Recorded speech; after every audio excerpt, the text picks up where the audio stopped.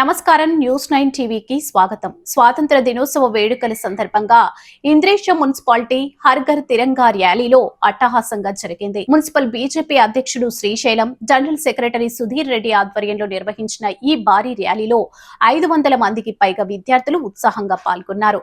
ఈ కార్యక్రమానికి ముఖ్య అతిథులుగా విచ్చేసిన మందుమూల శివారెడ్డి, హర్షారెడ్డి, మున్సిపాలిటీ ఇన్ఛార్జ్ కొండ లక్ష్మణ్ ప్రారంభించారు. విద్యార్థుల చేతిలో మువ్వన్నెల జెండాలు పట్టుకొని చేసిన భారత్ మాతాకి జై, వందే మాతరం నినాదాలతో ఇంద్రేశం పురవీధులు మారుమోగాయి.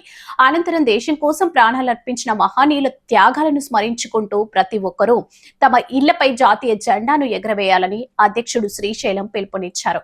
ఈ కార్యక్రమంలో పలువురు స్థానిక బీజేపీ నాయకులు, ఉపాధ్యాయులు మరియు ప్రజలు పెద్ద సంఖ్యలో పాల్గొన్నారు. మరెన్నో సంచలన వార్తల కోసం చూస్తూనే ఉండండి న్యూస్ 9 టీవీ.